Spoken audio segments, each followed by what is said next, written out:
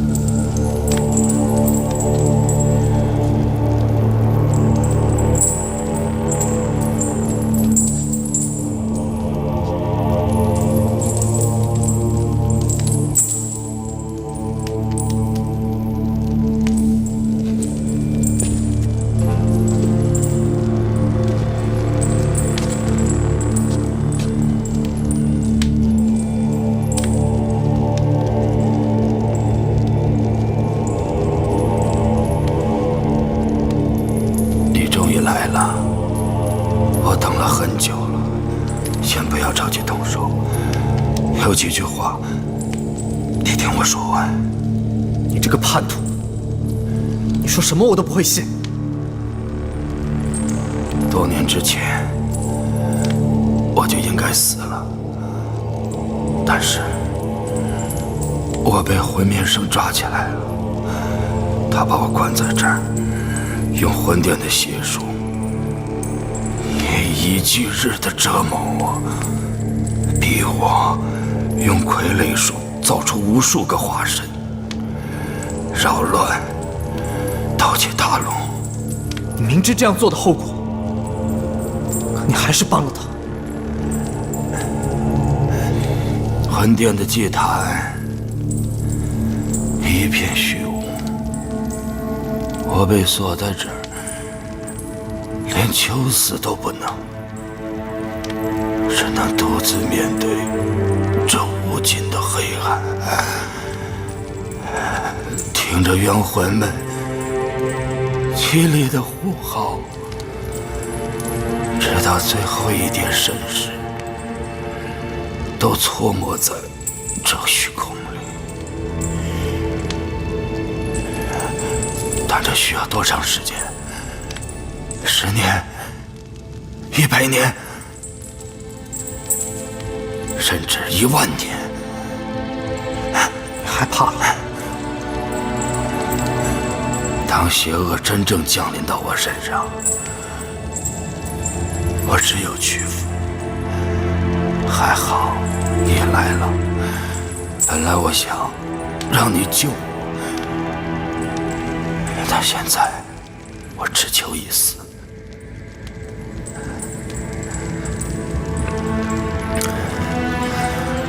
用你手上的孤灵冷火，把我这个罪人烧成灰烬吧。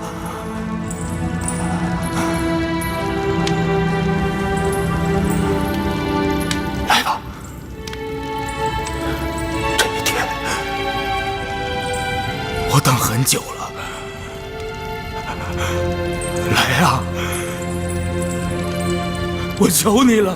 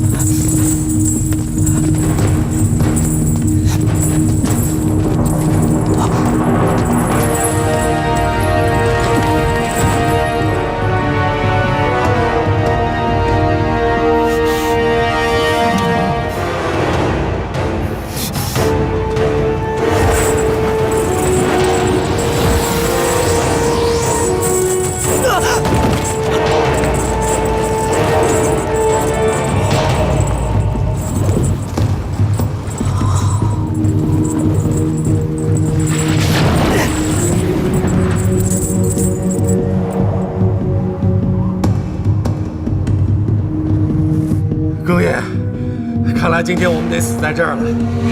哎呀，闺女，你选的这姑爷真好，就是有点坑爹。哎。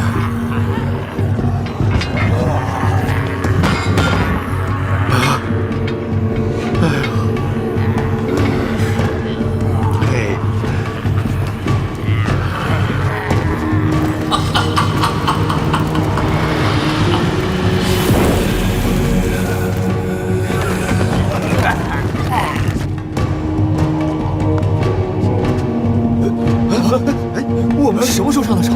现在是什么时候啊？是啊，怎么会在这儿？这到底怎么回事啊？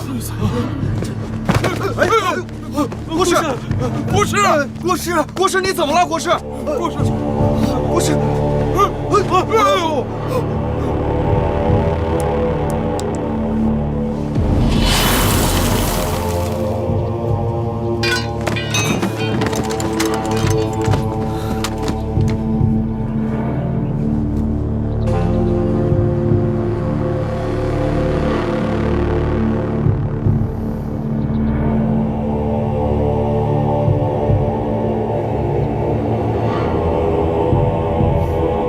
赢了！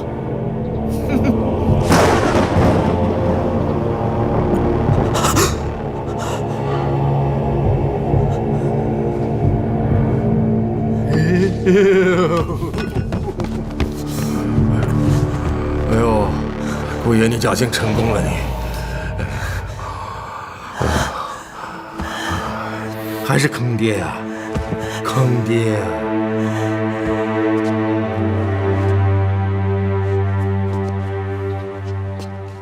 人呢？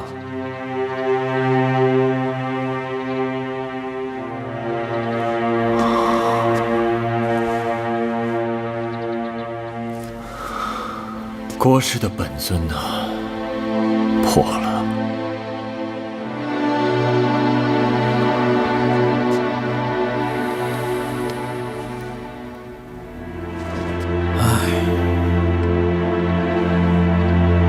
哎呦，慢点，哎呦呦呦，哎呦这，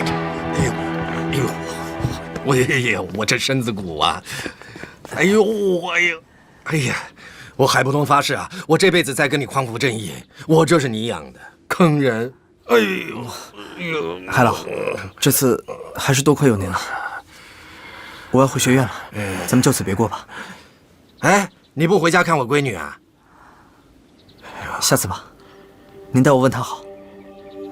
哎，这么忙啊？真是。哎呦，慢点，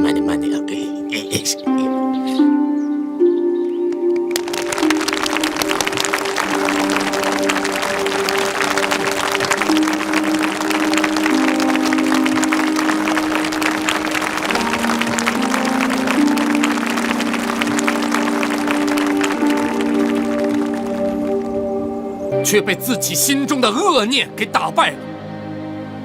新的圣旨将法码定为罪魁祸首。对于这个结果，我个人不完全赞同。他虽然贵为国师，但是仅凭他一个人的力量，能让我们学院，让整个斗气大陆人人惊惧不安吗？我看不见得。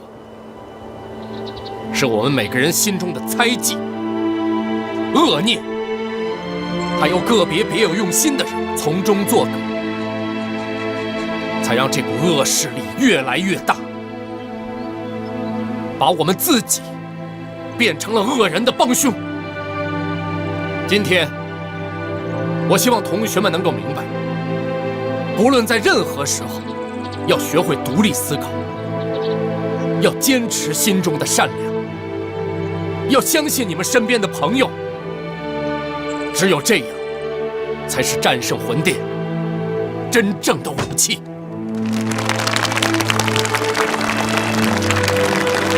好，好。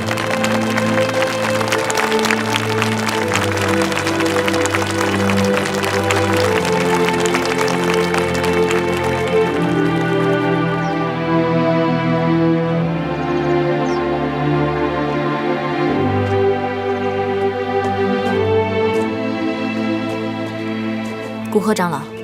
您不是说有课业要传教于我吗？怎么到这儿来了？其实今天传教你的人并不是我，他是我的一位老朋友，也是一位你熟悉的人。请问古河长老是哪位？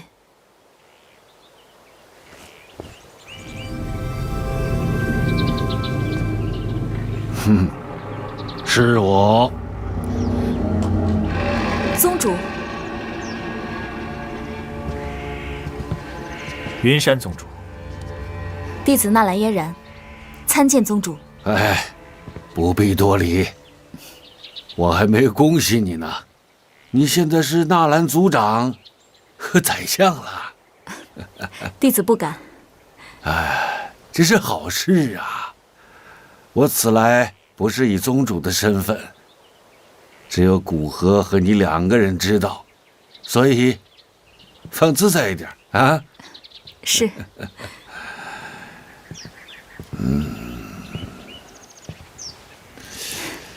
在迦南学院这几年，倒是长高了。斗技也不敢落下，不过没有宗主的教导，进京很慢。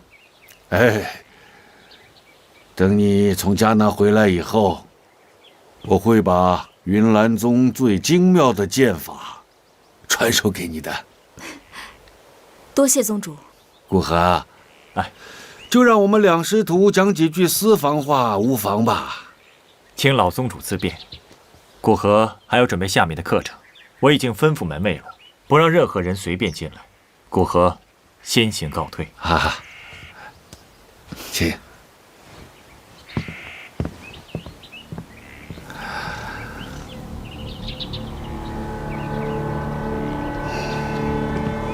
这件事你怎么看？师父说的是什么事？米藤山回学校这件事。弟子不明白，还请师父教导。如果每个人都似你这般糊涂，魂灭生不用来，纳兰家就要亡了。弟子不懂。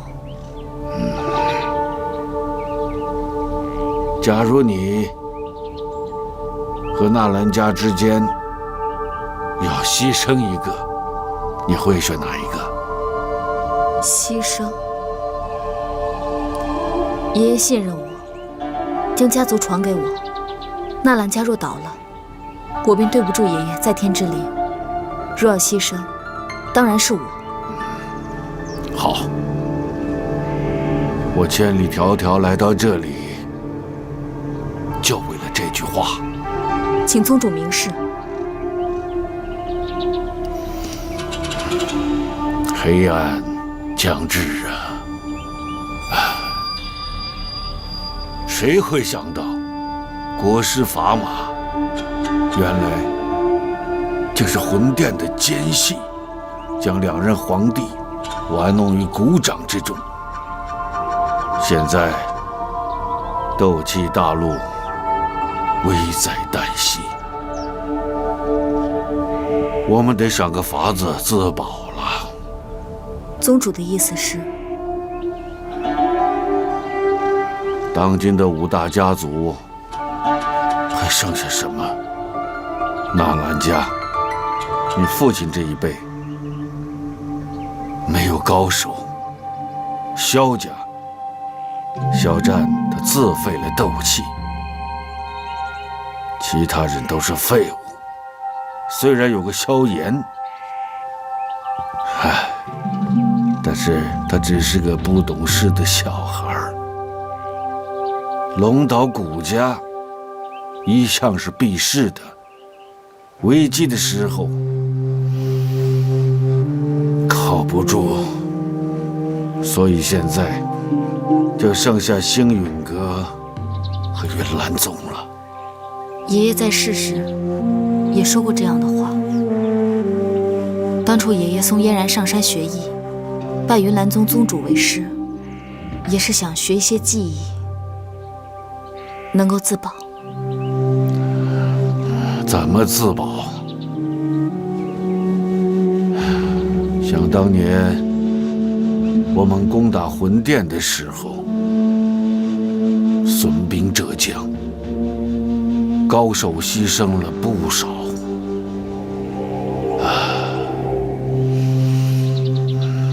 假如现在魂殿来攻打我们，我们都必死无疑。那我们该怎么办？宗主，您一定有办法的吧？到了这个地步，为了保住纳兰家和云岚宗，你肯做出多大的牺牲？万死不辞！万死不辞！好，好。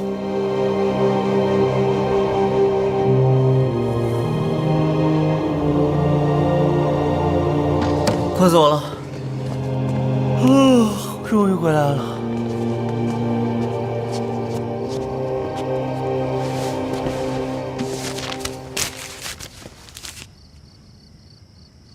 爹来信了，让我们回去一趟，家里的生意出问题了。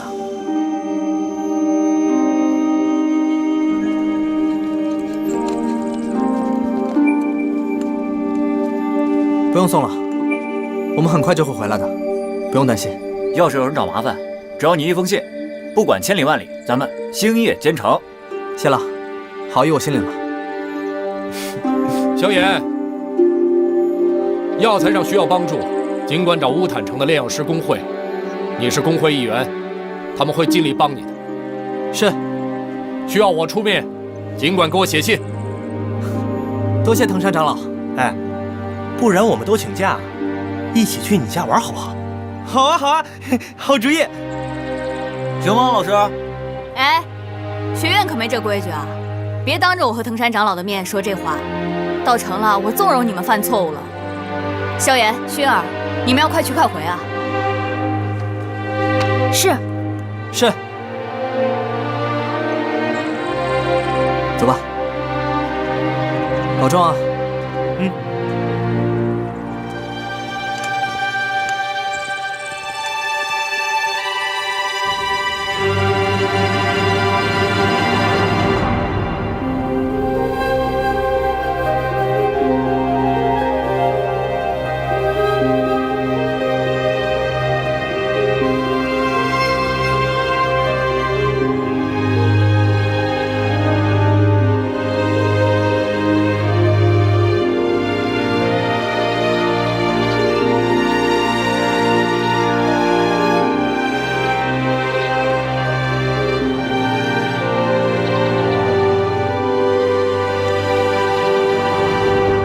当年啊，咱们就是从这里出去上学的。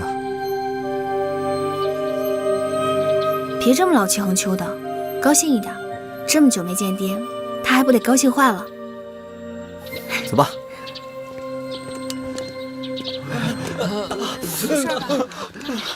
你小心点。来，哎呦，少爷、小姐，你们回来了。段掌柜，这是怎么回事啊？我爹没事吧？你爹平安无事，他正在那儿发火呢。你们呀，你们等会儿再去见他。啊，怎么回事啊？谁把萧家子弟打成这样？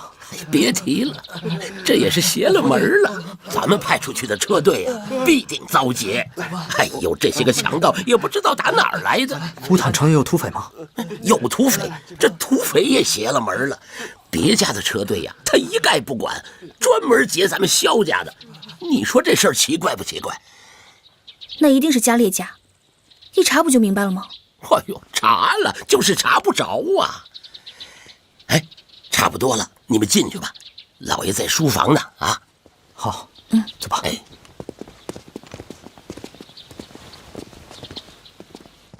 你们，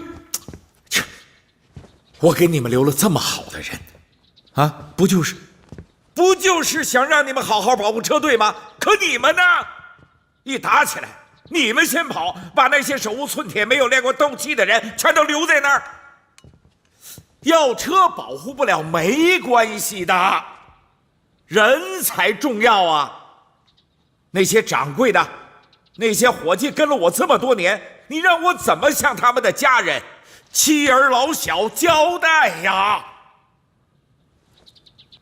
唉，如果说连自己的家人、伙计都保护不了，那我萧家还开什么药铺啊？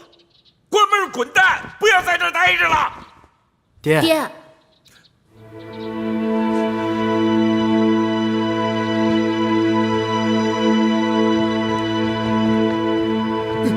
老爷，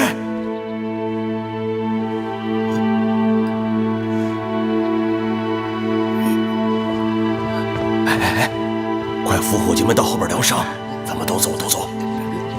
来，小心点啊，小心点，小心点。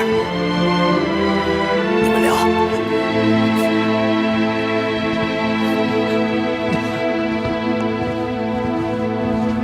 爹，我不回来了。爹，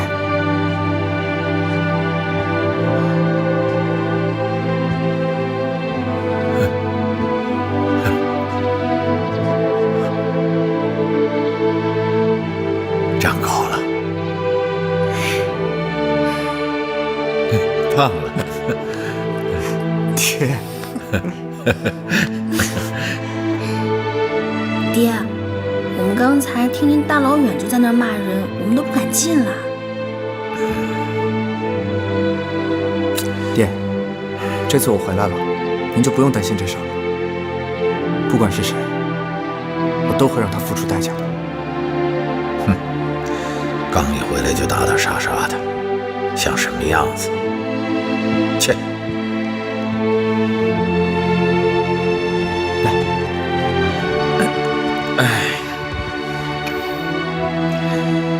爹，我跟萧元哥哥一进院子，看到一院子的伤号，心里就生气。你还板着一张脸，还训他。不是第一回了，好几次了。这些日子啊，爹这心里乱糟糟的。爹，现在我回来了，这事儿就交给我吧，我来解决，好吗？我也去。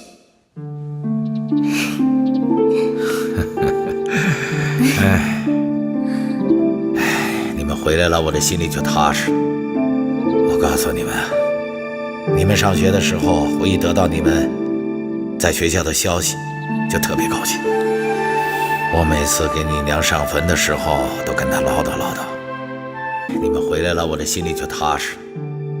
我告诉你们，你们上学的时候，我一得到你们在学校的消息，就特别高兴。我每次给你娘上坟的时候，都跟她唠叨唠叨。哎，一会儿我们吃完饭，一起去看你姑姑，看你娘。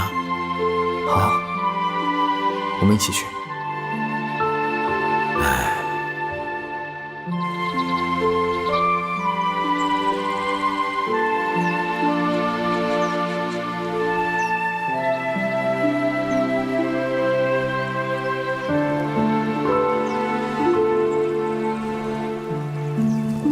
娘，儿子回来了。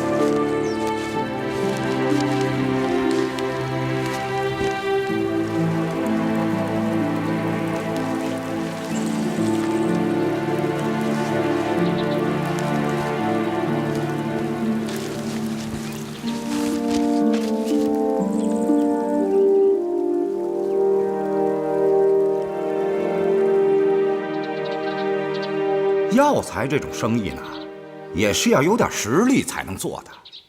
像萧家现在这个样子，连自己的车队都保护不了，显然是不行的。你说什么呢？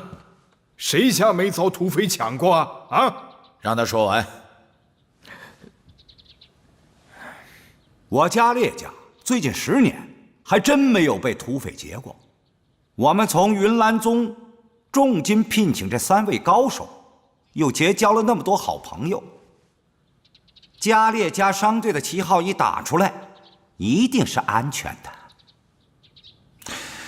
这倒确实哈，这2年家列家的车队确实是挺太平的。对嘛？我说萧老弟，听我一句话，你何苦费劲做这样的买卖呢？你家大业大，药行的生意不如交给我。你的那些药铺呢，租也好，卖也好，家列家不会亏待你的。依我说，你家列家还不如把你的药铺干脆卖给我们萧家得了。哼，萧家人连自己的车队都保护不了，还想买别人家的药铺，是不是太不自量力了？哼！这帮土匪为什么专门劫我们萧家？这事儿还没有查清楚呢。家列弼，你不要太得意了，你心里面非常清楚。等我们查清楚了以后再说。好了，好了，好了。药材生意是萧家的祖业，萧战虽无能，也不能放下萧家的祖业。不管怎么说，药材被抢呢，都是我们疏于防范。那些掌柜和伙计，我们会挨家挨户的去赔偿。有子女的抚养成人，没有子女的帮助孝敬父母。这一点，萧家说到做到。至于土匪嘛，会有办法解决的。可我们药材行会恐怕不能再给萧家药铺供货了。为什么不给萧家继续供货了？这个人是谁呀？我叫严萧。严萧？谁是严萧？严萧是谁啊？今天不是家列家跟萧家的议事吗？叫个外人来干嘛？严萧先生是我请来的，是为了帮助化解这次危机的。怎么，只允许你家列家请云岚宗，就不允许萧家请帮手？废话真多。古尼大师，您接着说，为什么不给萧家继续供货了？这不是我的意见，这是加玛帝国药材行会的意见。如果萧家不能证明自己有运送药材的能力，行会只能取消你们的经营资格。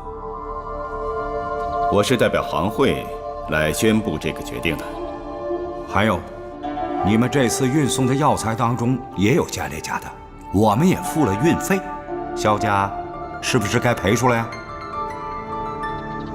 钱早就准备好了，我会送上门去的。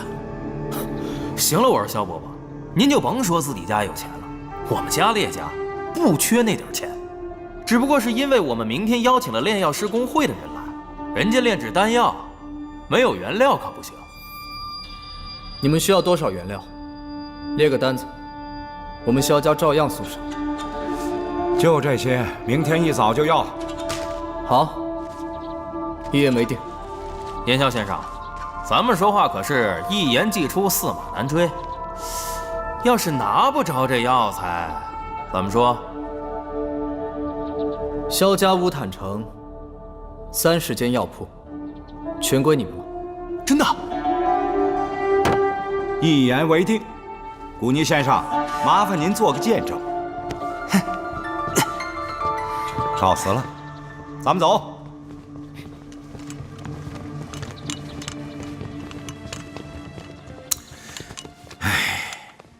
你又不懂这药材生意，你怎么就答应他了？明天来得及吗？年轻人说话就是冲，图嘴上一时痛快。明天他来要店铺，你给还是不给啊？我看看人手，要是不行啊，明天全都说话。就是不知道那几个云岚宗的功夫高到什么程度。打是肯定要打的，不过不是现在。放心吧，药材我自己会筹齐的。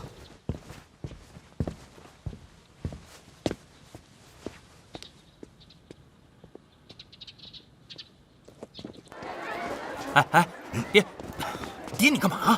爹，什么事儿啊？不是你慢点儿！我说爹，你不说话呢？怎么了？这么着急？你自己看看吧。萧家的药车，来，麻烦让一下啊！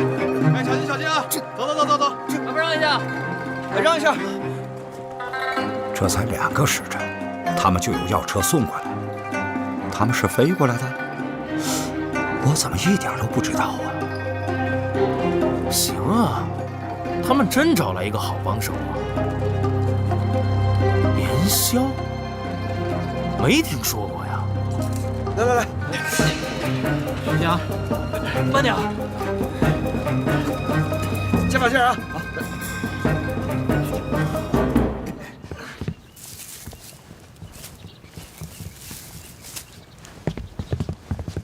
师傅，外面有工会的人叩门。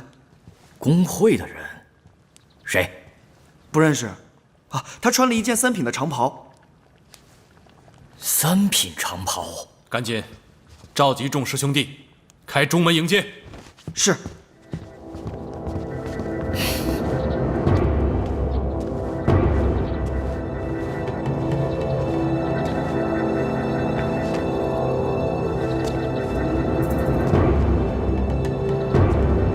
请教了。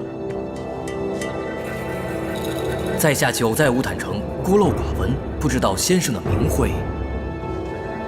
我叫严霄。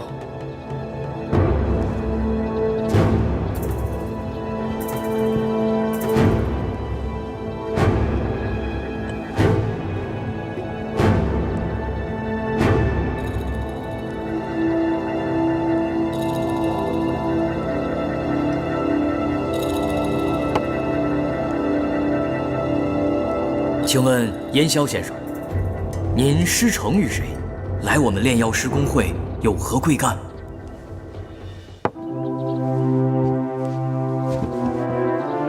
我的师承你们不必知道。我来这里是来给萧家解决麻烦的。我明白了，您就是肖战花重金请来的那位吗？大家都是炼药师。我跟您说句体己的话，萧家这事儿，您别管，也管不了。为什么？萧家没落，肖战自废斗气以后，萧家就变成了一个普通商户。肖战迂腐又清高，不愿意跟星陨阁和云岚宗这些豪门大派搞关系，那怎么能行？听说跟纳兰家也闹翻了，没了后台。其他人还不合起来整他？您管了，就是和云岚宗为敌。与云岚宗为敌？云岚宗算什么东西？他也配？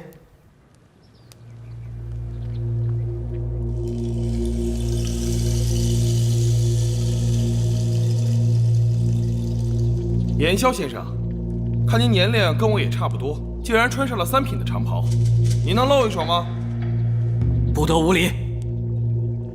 炼药师以品为尊，3品炼药师自然是我们的前辈上人，怎么能这样讲话？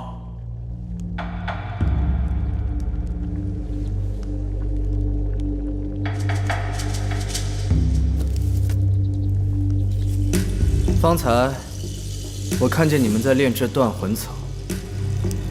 这是一种狠毒的药物，只要用法得当，那就是灵丹妙药，可除一切晦气，远避虫蚁。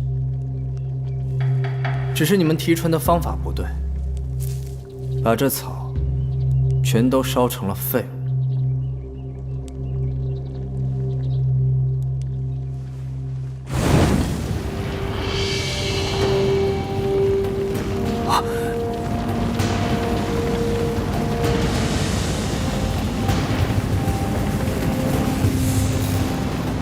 断魂草十分娇嫩，你们没有兽火，可以用斗气隔空熏制。只是万万不能将明火引到药物上，这样会使药效大打折扣，只剩下原本的1/10。你们看，当它变成透明时，也就马马虎虎的能用了。这种药液可治伤口溃烂，还可以治蛇毒。井底之蛙，真是让先生笑话了。这丹药我只在银城见那些炼药大师做过，真是有眼不识泰山。这种提纯的方法说来也很简单，你们要是想学，我可以教你们。各位都是炼药师一脉，不必客气。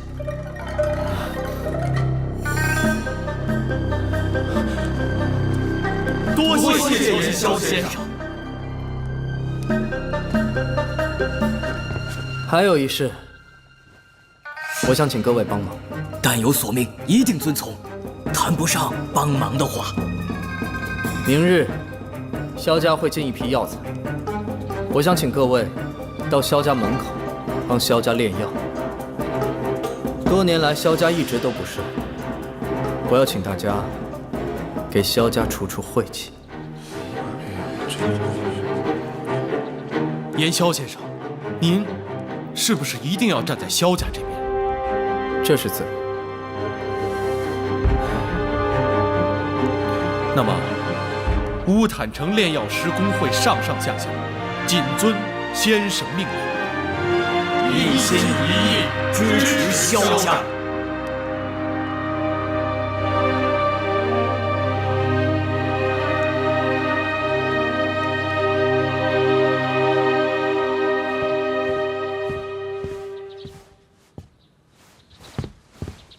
你去哪儿了？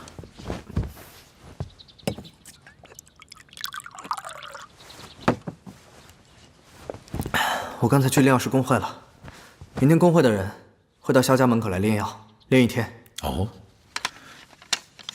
卖出丹药所有的费用都会给死难者家属。哈哈哈，好，缺了我一块心病。可那些药材是哪儿来的？说实话，我也不知道。我那些朋友啊，他们不愿意告诉我。你哪儿那么多神通广大的朋友？放心吧，爹，绝对都是一些正经的朋友。这么多年来，我一直都没有为家里做些什么，你就让我出点力吧，省得我心里不安。哎，还真是有点不适应啊。现在有件难事，你看怎么办？什么难事？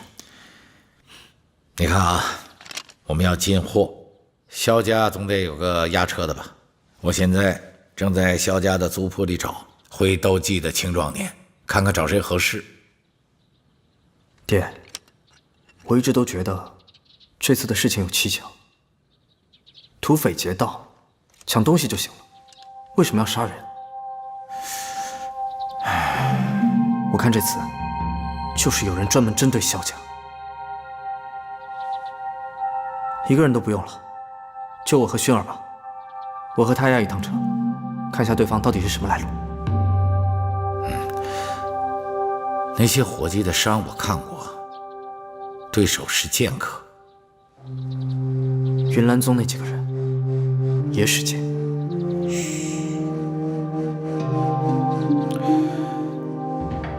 这个时候萧家不能和云岚宗作对，得装糊涂，知道吗？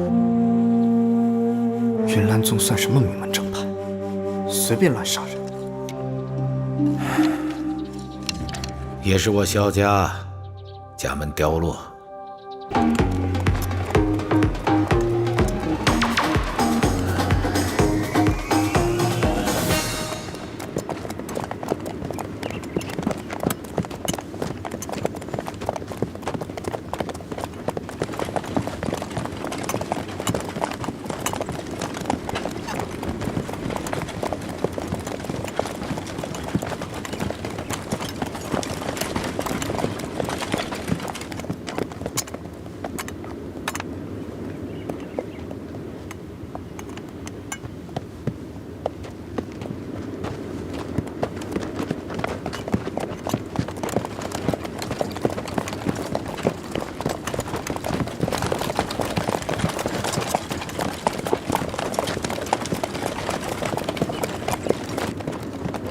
萧炎哥哥，感觉这2天一直有人跟着我们啊。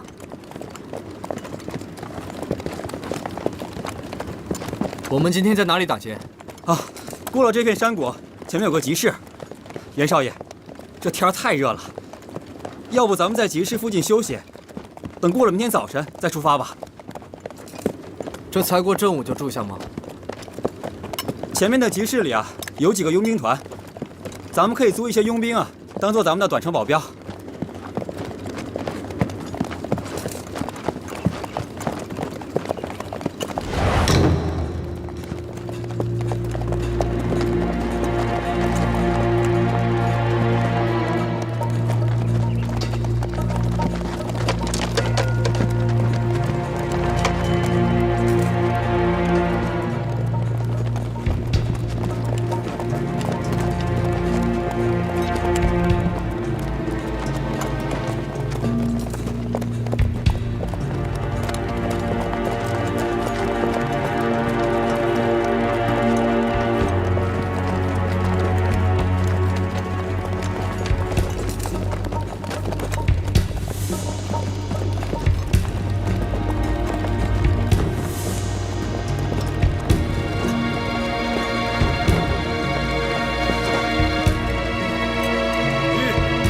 停下！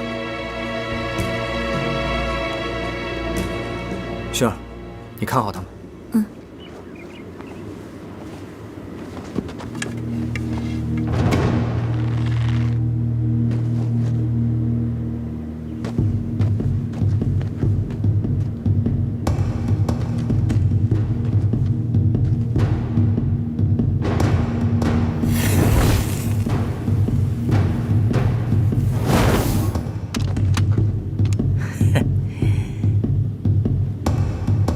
先杀那些没斗气的，杀完就走。你们就只有这一次机会。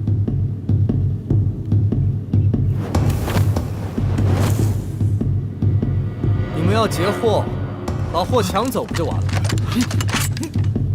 为什么要杀没有斗气的人？你从哪里冒出来的？以后萧家的商队都是我罩着了，你们不要再打主意。一个人也敢来抢生意，活腻了吧你？看你们的样子，不像是那种不入流的土匪。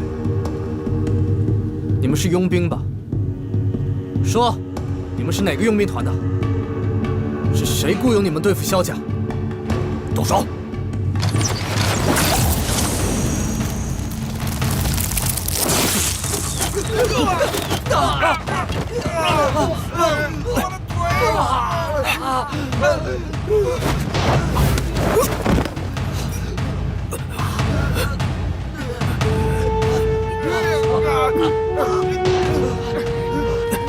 再走一步我就把他丢下去！你们都是有斗气的人，为什么要踩伤没有斗气的人？快告诉我，到底是谁雇佣的你们？不然我现在就送你去见他。你有种就杀了我！别！我们认栽，只要你放过我们老大，我们立刻走。你们走不了了，快说吧，我没有多少耐心。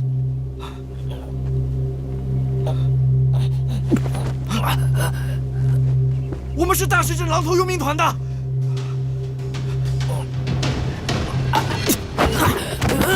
大哥，回去告诉你们主子，我很快就去拜访他。大哥，没事吧？没事吧？大石镇在哪儿？就在前面，不远处。萧炎哥哥，他们到底是什么人啊？是个佣兵团的人。这群混蛋，专杀没有斗气、不会斗技的人。他们就在前面的大石镇，我要让他们血债血偿。我要跟你一起去。薰儿，你留下来保护商队。爹说了让我跟着你。好了，听话，商队也是需要人保护的。等我回来。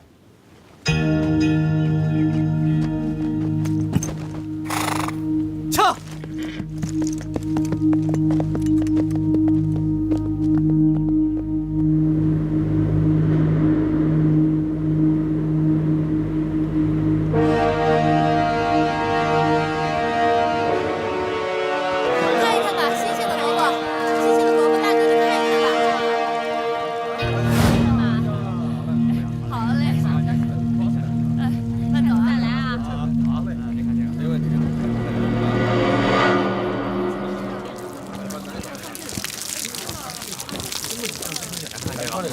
告诉你，上次啊，吓得他们屁滚尿流的。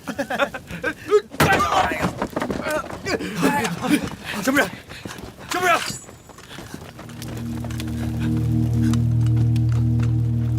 叫你们当家的出来，不然我拆了你们这狗窝。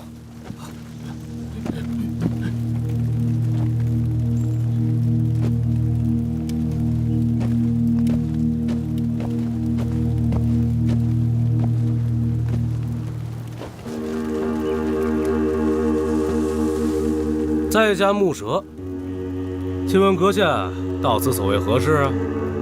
你就是这狼头佣兵团的老大吧？你也不好好管一下你手底下的恶犬，还要我特地跑一趟来帮你管。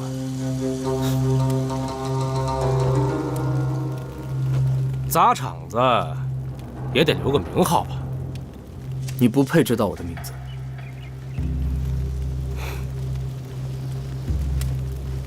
在下木蛇，不知哪里得罪了阁下，请屋里一叙。若真是我的错，我磕头赔礼便是。大哥，杀了他！就是他毁了萧家的药车。你的手下在山谷中伏击车盾，专挑没有斗气、不会斗技的人杀，可谓是罪孽深重。你这当家的，可得替他们负责任。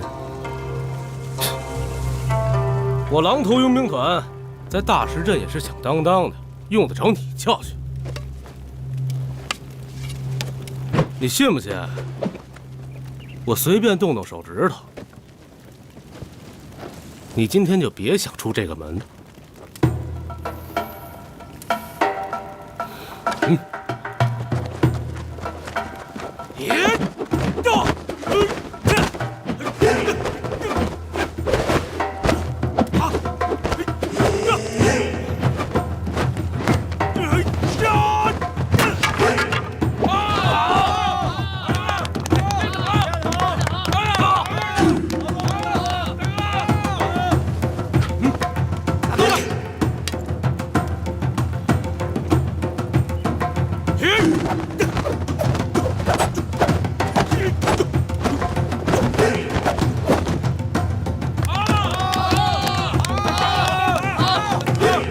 杀鸡焉用牛刀？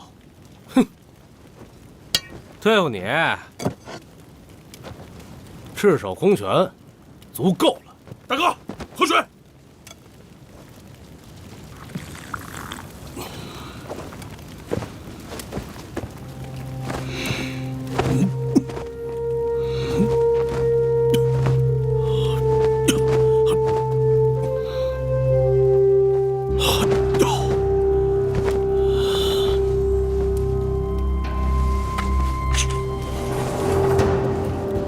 小子，接下来我这一拳打在你身上，你会必死无疑的。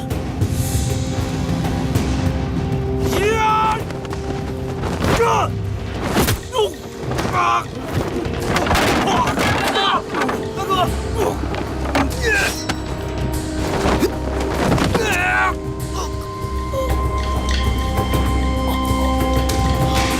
二弟！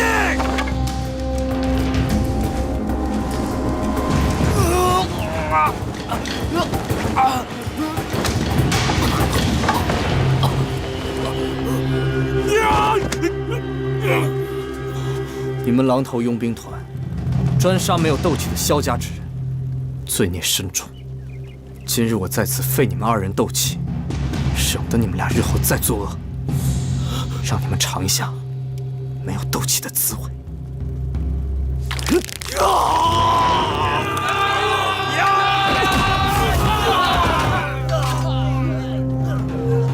3日之内，我要你们挨家挨户的去被你们杀的人家里磕头道歉，把你们抢的钱财全部还给大家。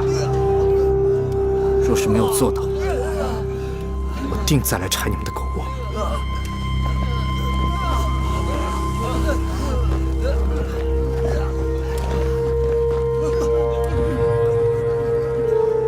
二弟，二弟，二弟！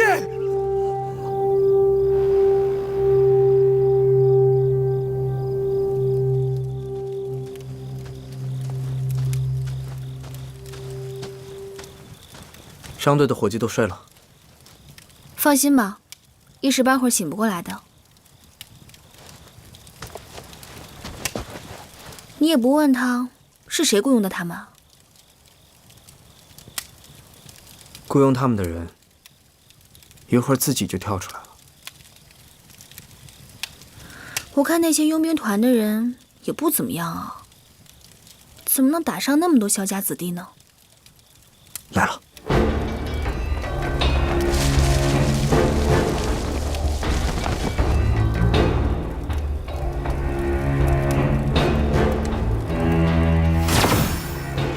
岳老，情况紧急，赶紧传我一套功法。干嘛不用你的尺啊？用尺子他们会认出来。你这带的是……哎呀，我不能用尺子，用尺子他们会……哎呀，好了，我现在是炎萧，不是萧炎，你不要闹了。你现在赶紧随便教我一套功法，快点。线上教线扎耳朵眼儿啊！放好了。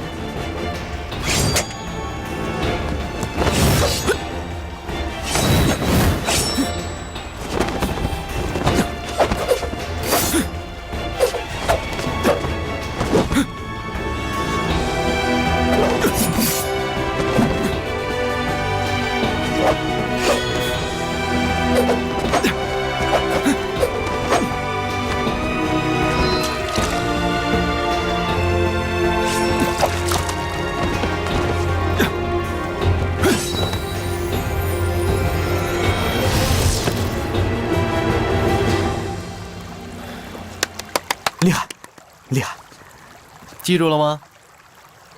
哎，没有。记剑意，不要记剑招。去吧。好嘞。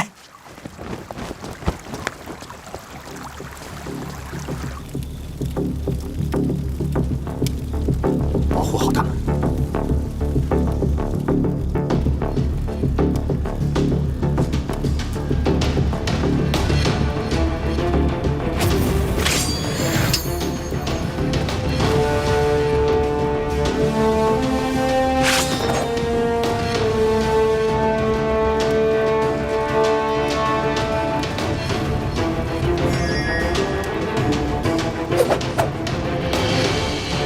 星陨阁的剑法，日月同辉。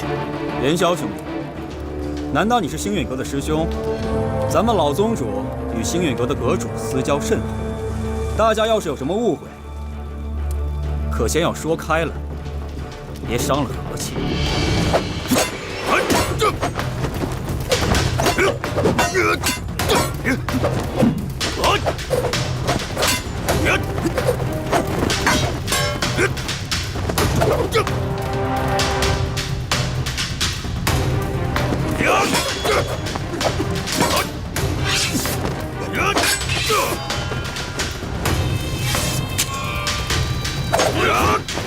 怒狮狂罡！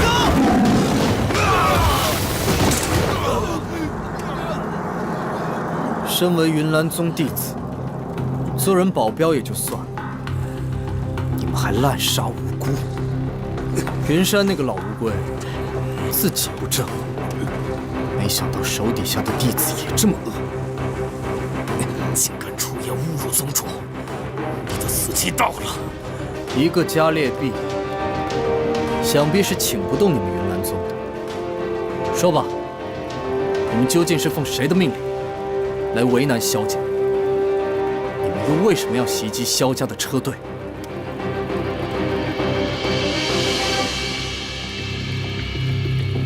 我生平最恨的，就是欺负弱小。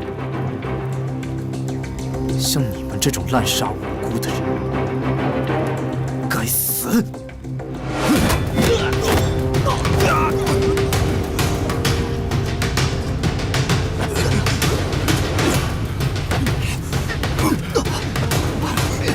我不杀你，废了你们的斗气，让你们也尝尝普通人的滋味。你废我斗气！我要告诉宗主，把你碎尸万段！那个老乌龟要是敢来，我就……谁在这里骂我？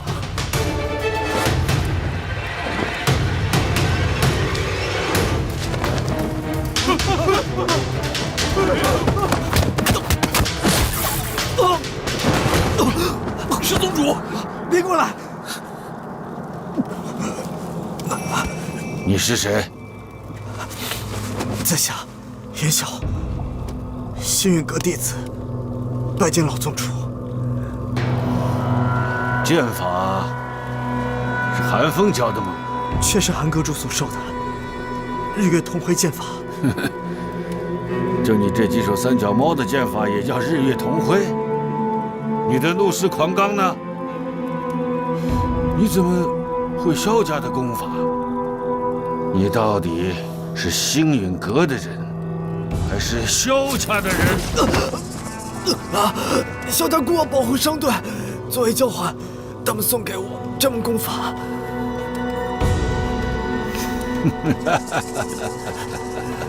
小寨用自己祖传的功法来做生意了，哼，也是没落到底了。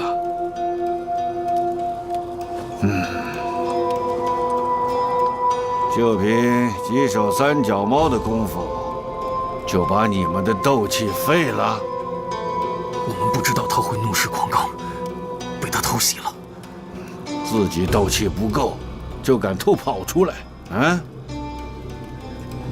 去吧，把商队的人全部杀了，别让人家说我们言而无信。是。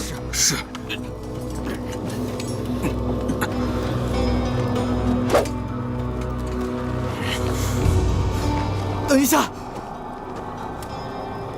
你们不能杀他们。